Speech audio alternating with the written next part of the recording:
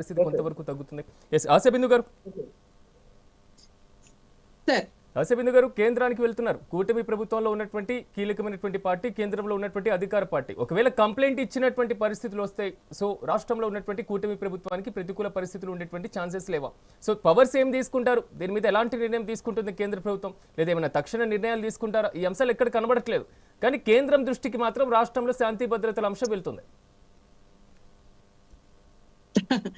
Sir Siraj గారు, actual గా జగన్మోహన్ రెడ్డి గారు ఎప్పుడు కేంద్రం దగ్గరికి వెళ్ళినా కాళ్ళు పట్టుకోవడానికి వెళ్తారు, వాళ్ళ కేసుల గురించి వెళ్తారు. ఇప్పుడు అవినాష్ రెడ్డి గారు మటన్ చికెన్ గురించి ఇష్యూ తీసుకొచ్చారు కదా, దాన్ని సమర్థించడానికి ఏమన్నా వెళ్తారేమో, అంతేగాని ఇంకేమి చేయలేరు ఆయన. ప్రతి ఒక్కరికి తెలిసిందే. ఇప్పుడు రామారావు గారు ఏం చెప్తున్నారు, అత్యాచారాలు ఎక్కువ జరుగుతున్నాయి, చాలా రౌడీ రాజ్యం నడుస్తుంది అనేసి ఏవో కథలు చెప్తున్నాయి. అవన్నీ వాళ్ళ హయాంలో గత 5 ఏళ్లలో జరిగిందన్నీ బయటకు తీసుకొచ్చారనమాట ఆయనే. ఎవరు చెప్పాల్సిన అవసరంలా. ఇప్పుడు జగన్మోహన్ రెడ్డి గారు కానివ్వండి, ప్రతిదీ వాళ్ళు చేసినవే రిపీటెడ్ గా చెప్తుంటారనమాట. వాళ్ళకి తెలిసిందే, అది తెలిసినవే ఇలా చేస్తారు.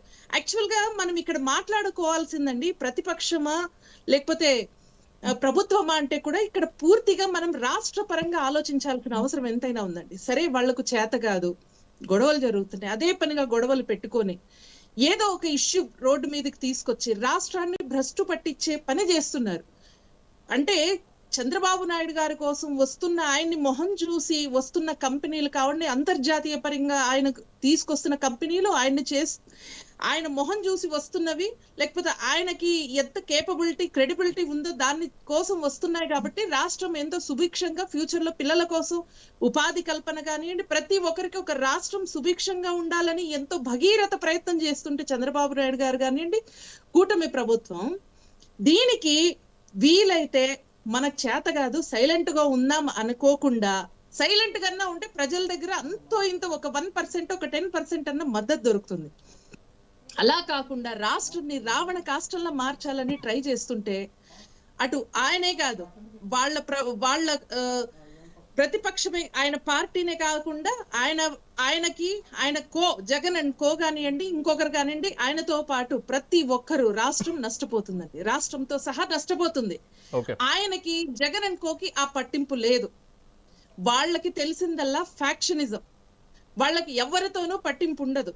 ఆయనకి తెలిసింది ఏమంటారు జగన్మోహన్ రెడ్డి గారు, మేము సంక్షేమ ఫలితాలు ఇచ్చాము, నేను బటన్ నొక్కాను, ఇదే నా పని కనీసం చంద్రబాబు నాయుడు బటన్ అన్నా నొక్కుతున్నాడా అంటారు. ఈయనకి తెలిసింది బటన్ నొక్కుడు. వీలైతే స్క్రిప్ట్ చదివడం కూడా కష్టం కాబట్టి ఆయన టీం ని బయటికి పంపించి బూతులు తిట్టించి ప్రజల్లోకి వెళ్ళండి, వాళ్ళని తిట్టండి అని చెప్పి ఇలా ఏదైనా క్వశ్చన్ చేస్తే ఇలా తిట్టిపిస్తారనమాట. అంటే అప్పుడు ఆయనకు చేయడం రాదు కదండి, పరిపాలన చేయడం గాని, పోలవరం కట్టడం గాని, పూర్తి చేయడం గాని, లేకపోతే రాజధానిని కట్టి కనీసం ఒక రాష్ట్రానికి ఒక రాజధాని పేరేదో చూపించాలి అని ప్రయత్నం మనం క్వశ్చన్ చేస్తుంటే వాళ్ళకి అది నచ్చక భూతల పర్వం బయటికి రావటం, కొడాలి నాని కావచ్చు, రోజా కావచ్చు, తోట త్రిమూర్తులు గారు కావచ్చు, వైసీపీ దగ్గర నుంచి వస్తున్నటువంటి ఒక కామెంట్, రీసెంట్ గా జనసేన పార్టీ అధినేత కూడా అసంతృప్తిగా ఉన్నారు కూటమి పాలన మీద అంటున్నారు. వాళ్ళు ఎవరు చెప్పారండి సార్? ఇక్కడ కూటమి పాలన మీద అని కాదు, మేము ఖచ్చితంగా అది ఎవరైనా సరే రాష్ట్రం బాగు కోసం కోరుకునేవాళ్ళు వాళ్ళకు సమీక్షించుకుంటారు, ఎక్కడన్నా తప్పులు జరుగుతుంటే సరిదిద్దుకునే అవకాశం మాకుంది, మేము ఖచ్చితంగా బయటకు చెప్తాం.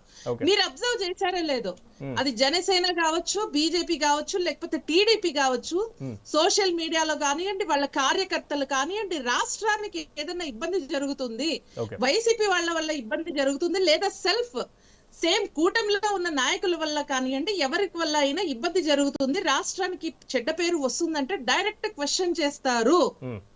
ఇక్కడ ఇదొక పాజిటివ్ ఉందండి, మీరు చూసుకుంటే అది రాష్ట్రం బాగు కోరే వాళ్ళు ప్రతి ఒక్కరు ఈ కూటమితోనే ఉంటారు. కానీ అలా వైసీపీ వాళ్ళ దగ్గర అలా ఉండదు. మా అంతకు మేము క్వశ్చన్ చేసుకుంటాం, మా అంతకు మేము ఒక క్వశ్చన్ రైజ్ చేస్తాం, ఫలానాది బాలేదు, దీని వల్ల ఇబ్బందులు వస్తాయి రాష్ట్రానికి, లేదా దీని వల్ల ఫలానా వాళ్ళు ఇబ్బంది పడుతున్నారని మా అంతకు మేమే రైజ్ చేస్తామండి. అది మా రెస్పాన్సిబిలిటీగా ఫీల్ అవుతాం. వాళ్ళకి అసంతృప్తిగా కనిపించింది అంటారా? ఆ చర్యలు Sorry? వాళ్ళకి అసంతృప్తిగా కనిపించాయంటారా?